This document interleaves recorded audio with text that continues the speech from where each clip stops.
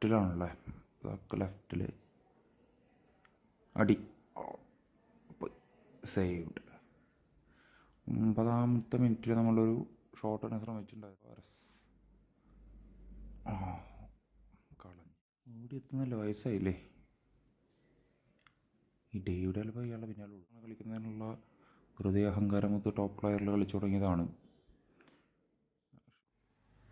ഓട്ടം വീണ്ടും അവന്മാർ അടിച്ച് ലക്ക്, അല്ലെങ്കിൽ ഇപ്പോൾ കയറിയനെ, ഇപ്പം തുളഞ്ഞ് കയറിയെന്ന് പറഞ്ഞത്. വീണ്ടും അയ്യോ അൽവാരസ്, സാക്ക ആളൻ്റെ അടി, എന്ത് കാണിച്ചേ അടി.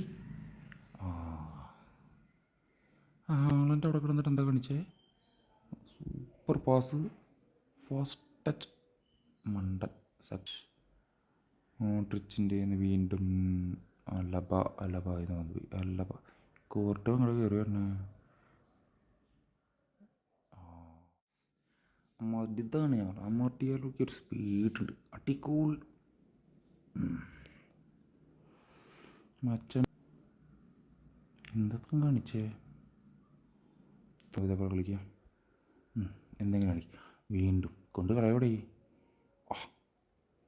എൻ്റെ മോനെ അമർത്തിയാലോ, ഇതാണ് സാധനം. ഇതാണ് ഞാൻ ഇവനെ സബ്ബാക്കാണ്ടിരുന്നത്.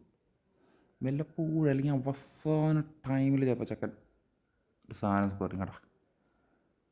ഈ ടൈമിൽ ഗോൾ അടിക്കുമ്പോൾ കിട്ടുന്നൊരു സന്തോഷം, സാറ്റിസ്ഫാക്ഷൻ ഉണ്ട്. അവസാന ടൈമിൽ നമ്മൾ എക്സ്പെക്റ്റ് ചെയ്യാണ്ട് കണ്ടാ നൈസായിട്ട് എങ്ങനെയാണോ അതിൻ്റെ ഉള്ളിൽ കയറിയത്. ചെക്കൻപൊളി. ഹോളണ്ട് അസിസ്റ്റ്, ഭാഗ്യം. ഓസൈഡൊക്കെ ആവുന്നേ. എന്തെങ്കിലും അടിക്കുക. ലോങ് റേഞ്ച് അടിച്ചോ, അടി. ആകാശവാണി തൃശ്ശൂർ, തിരുവനന്തപുരം. ഇവന്മാർ കൊള്ളാം. ജയിച്ചു. അങ്ങനെ ഫുൾ ഹാമിനെതിരെ നമ്മൾ അതിശക്തമായി 1 ഗോളിന് ജയിച്ചിരിക്കുന്നു.